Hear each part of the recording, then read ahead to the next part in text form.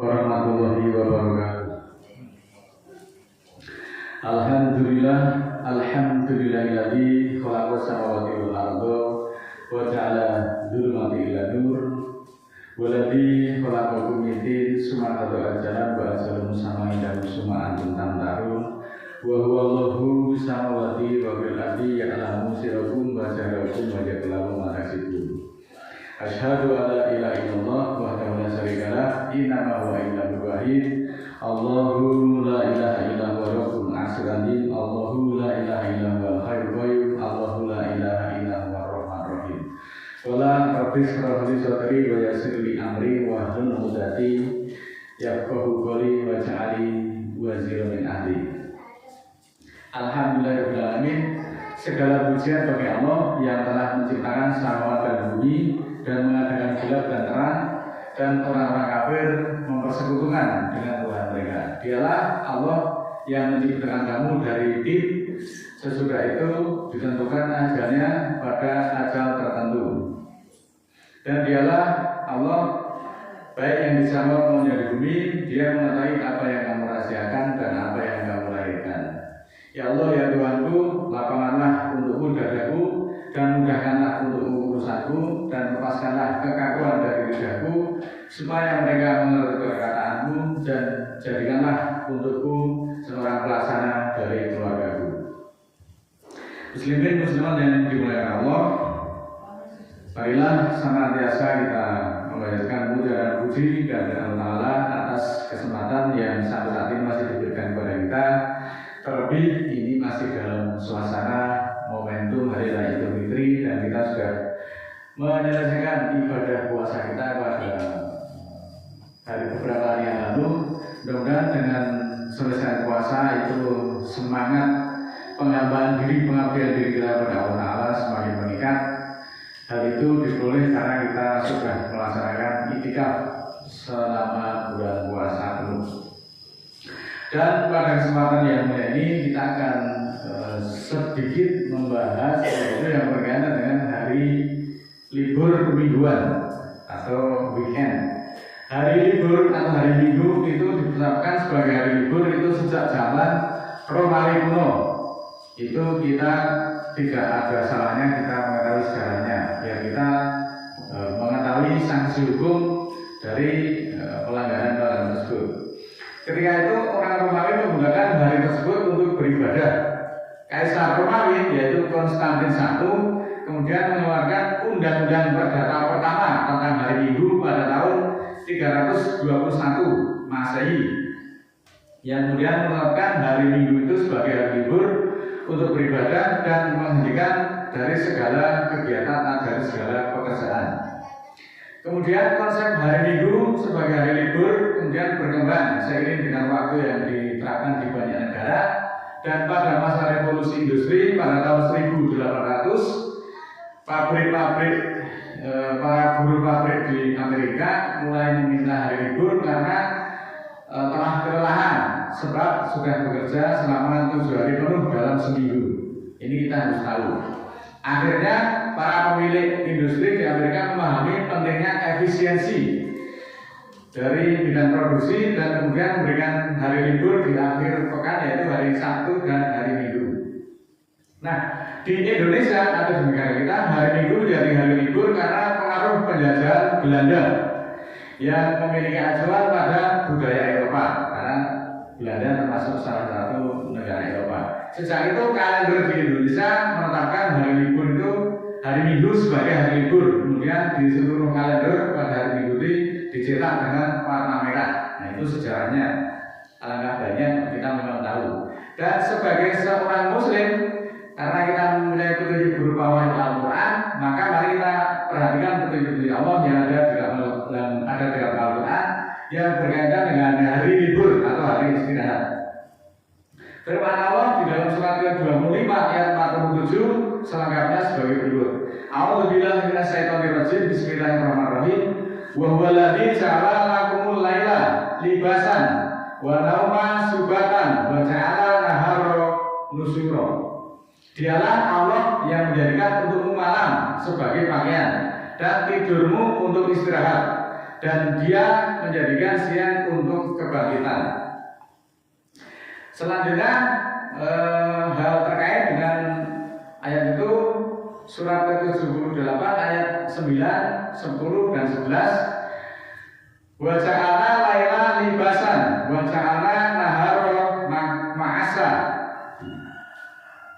Yang artinya, dan kami jadikan tidurmu untuk istirahat, dan kami jadikan malam sebagai pakaian, dan kami jadikan siang untuk kehidupan.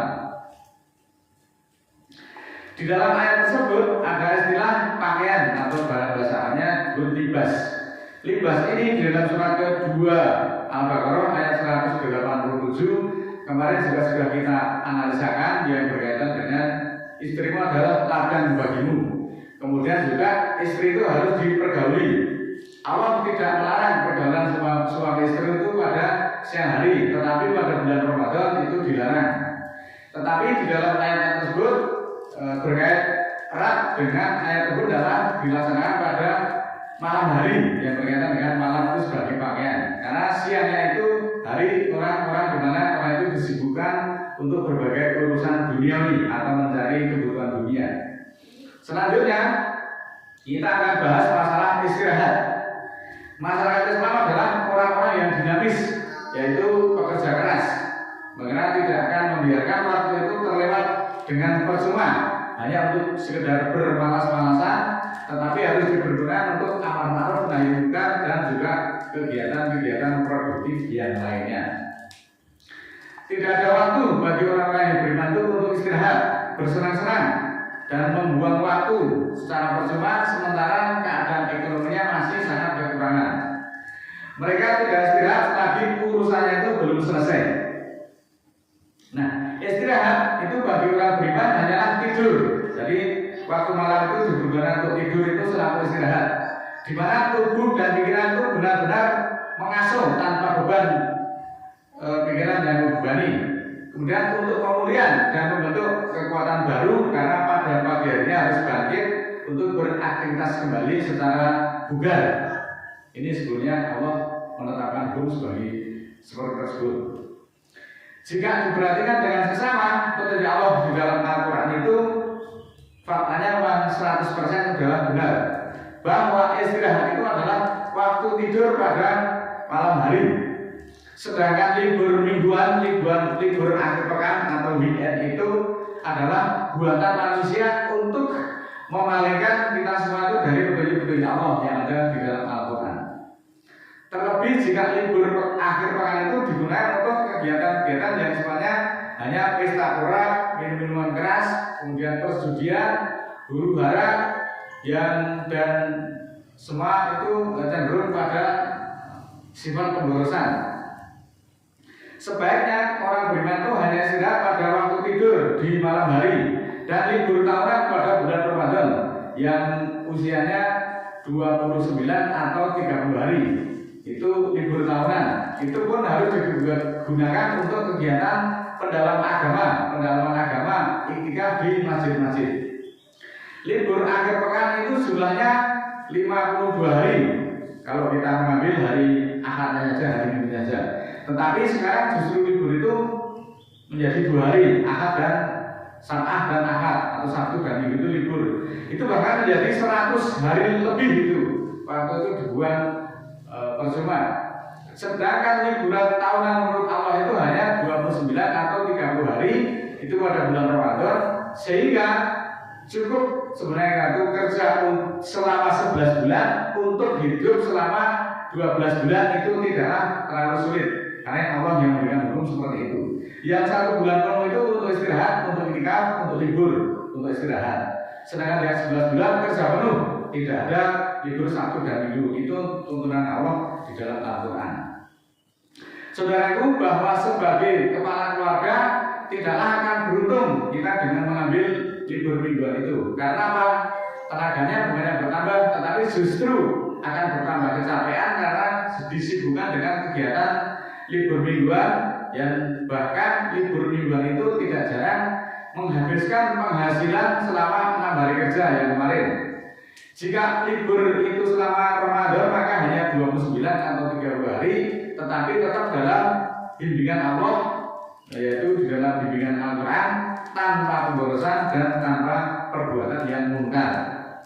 Lebih lanjut di dalam surat kedua ayat 65 Allah menegaskan, walaqad ngalimtumul ladzina tadau minkum fi sabti wa qulna lahum kunu qiradatan khasiin. Sesungguhnya kamu mengetahui orang-orang yang melanggar hukum dari kamu tentang Sabtu atau peristiwa hari Sabtu atau hari istirahat. Lalu kami katakan kepada mereka, jadilah monyet yang menyeringai. Pada tema singkat kemarin tentang jadilah monyet itu kami sudah bahas. Nanti kita bisa simak kembali ulasannya.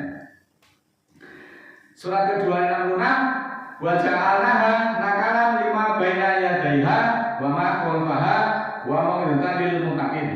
Kami jadikan dia sanksi hukum bagi yang sebelumnya dan yang sesudahnya, serta pelajaran bagi orang-orang yang bertakwa atau orang-orang yang ihsan.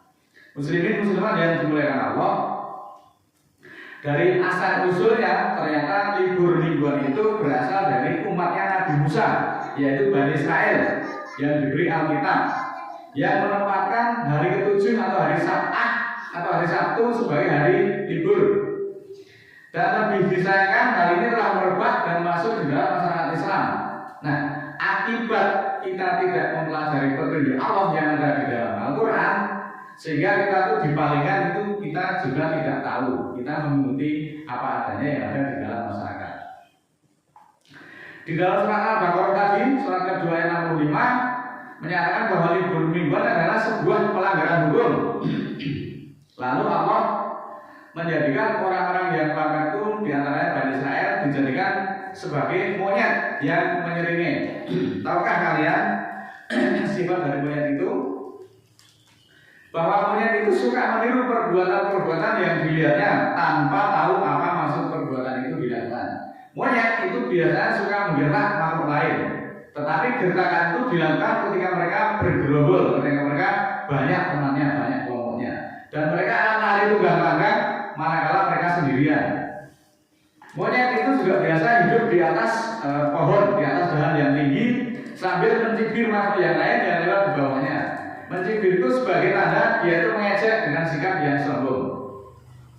Dikatakan menyeringai, yaitu mencibir dan mengejek tanpa disadari bahwa sebenarnya dirinya itu juga jelek.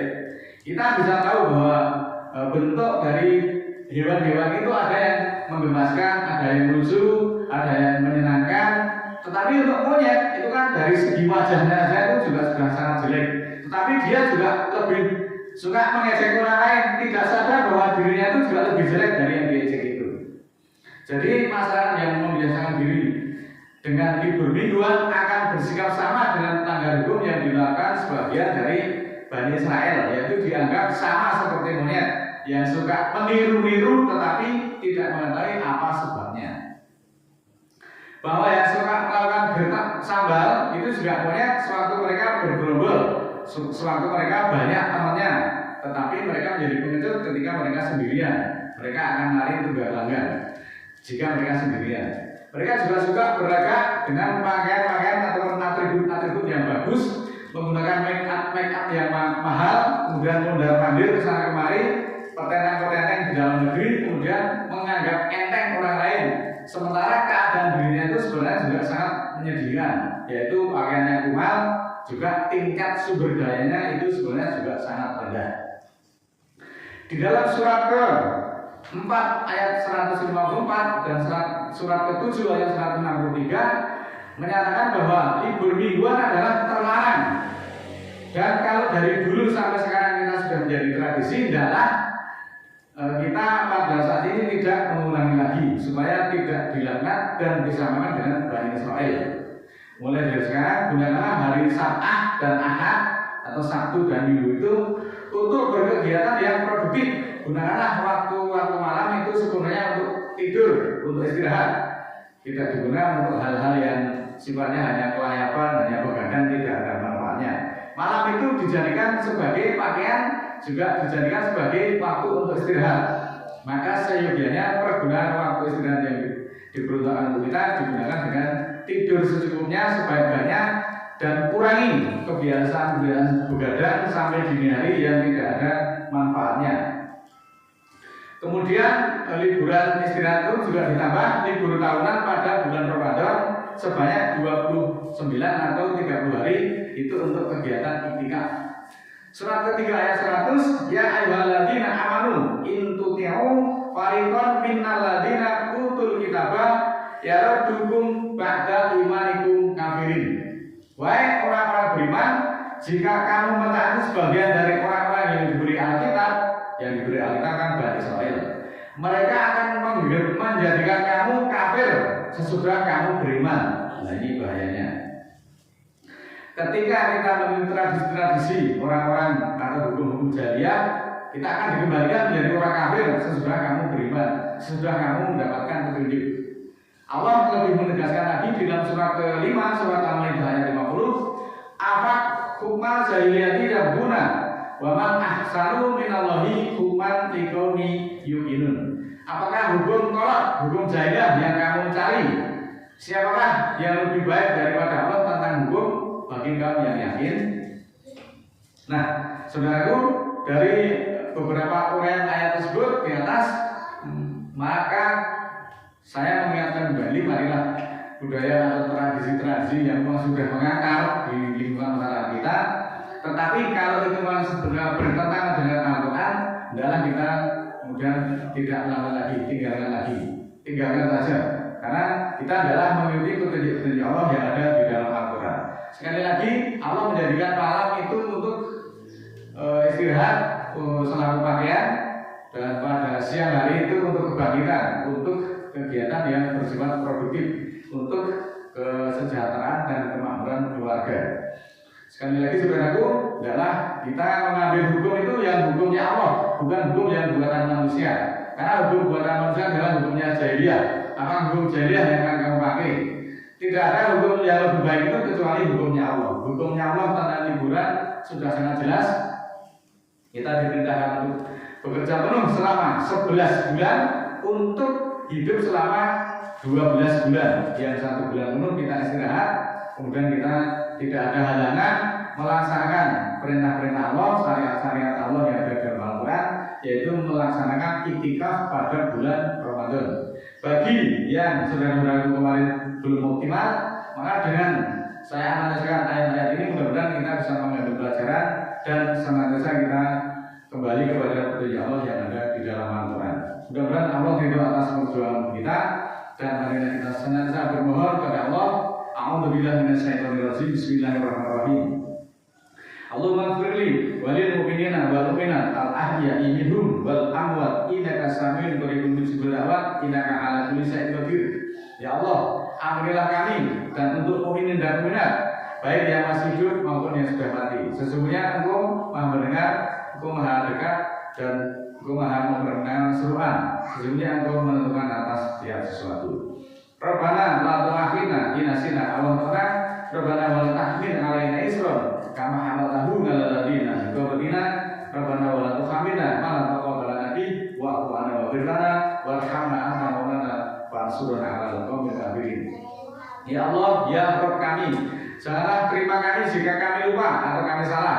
Tuhan kami, janganlah bebankan atas kami tugas sebagaimana Engkau telah membebankan atas orang-orang sebelum kami. Ya Allah, ya Tuhan kami, jangan beratkan kami yang tidak kesanggupan kepada kami, dan maafkanlah kami dan ampunilah kami serta rahmatilah kami. Engkaulah pimpinan kami, maka tolonglah kami terhadap orang-orang kafir. Rabbana ighfir lana dzunubana wa kaffir 'anna sayyi'atina wa tawaffana ma'al abrar. Ya Allah, ya Tuhan kami, ampunilah bagi kami dosa-dosa kami, dan hapuskanlah kami kejahatan-kejahatan kami, dan wafatkanlah kami bersama orang-orang yang abrar. Rabbana la tuzigh qulubana ba'da idh hadaitana wa hab lana min ladunka rahmah innaka antal wahhab. Ya Allah, ya Rabb kami, jangan simpakan kalbu kami sesudah Engkau tunjuki kami, dan anugerahkan bagi kami dari sisimu rahmat. Sesungguhnya Engkau memberi anugerah. Rabbana ighfir lana wa li ikhwanina alladzina sabaquna bil iman wa la taj'al fi qulubina ghillan lil ladzina amanu rabbana innaka ra'ufur rahim. Ya Allah, ya Tuhan kami, ampunilah bagi kami dan saudara-saudara kami yang telah mendahului kami dengan iman, dan janganlah Engkau jadikan